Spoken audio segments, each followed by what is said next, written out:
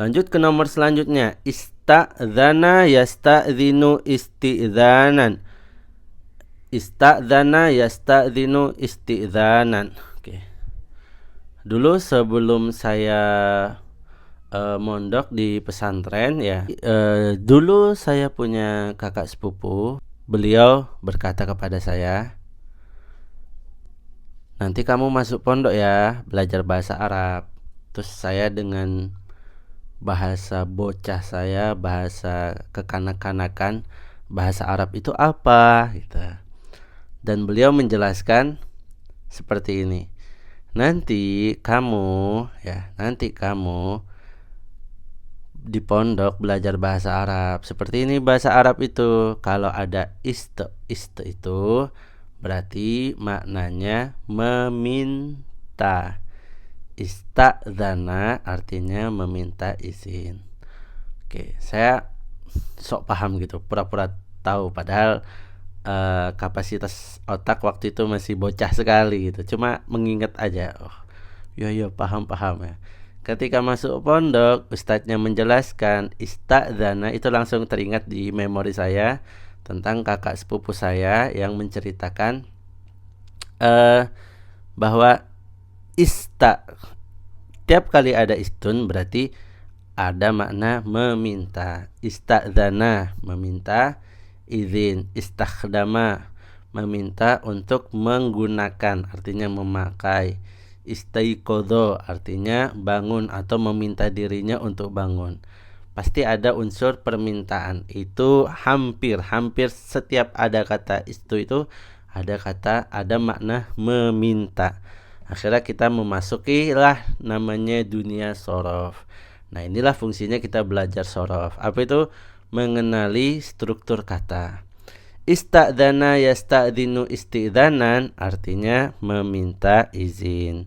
Kemudian kita baca contoh sekali lagi, harus dengan suara, karena belajar bahasa tanpa suara, tanpa ada imajinasi dan suara, maka bahasa hanya ada di benak isi kepala kita tanpa kemudian kita bisa untuk menggunakannya. Ista'dzin minal ustad qabla rujuk.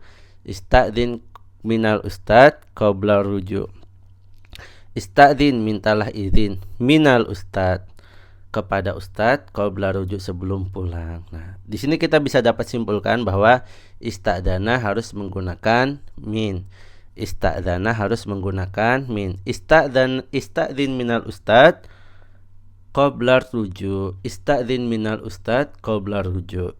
Pengucapannya tidak harus untuk keperluan praktek, keperluan pembiasaan diri, tidak harus kita membaca harokatnya secara utuh. Cukup ista'dzin minal ustad qabla rujuk.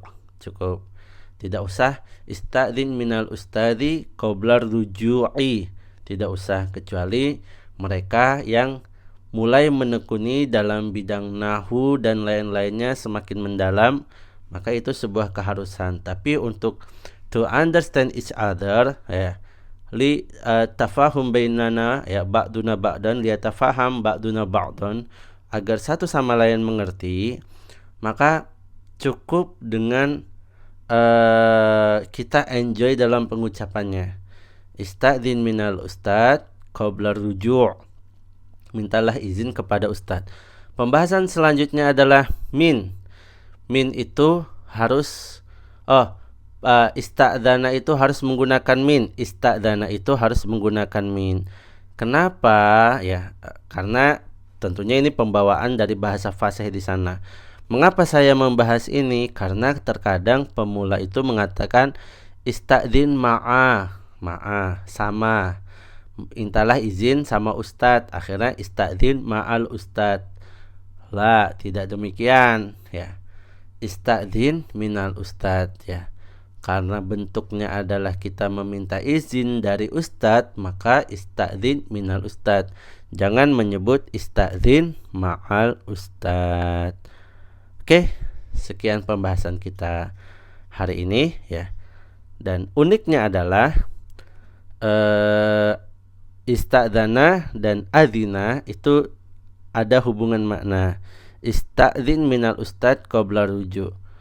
mintalah izin kepada ustadz sebelum pulang. Mintalah izin kepada ustadz sebelum pulang. Terus kalimat sebelumnya adalah adzintu laka birruju'i. Aku memberikanmu izin untuk pulang. Nah, begitulah kita belajar bahasa. Semakin dekat pembahasannya, maka akan memudahkan kita untuk menguasai pondasi dasar kita dalam berbahasa Arab. Sekian dari Al-Fakir. Kita ketemu lagi di video-video selanjutnya.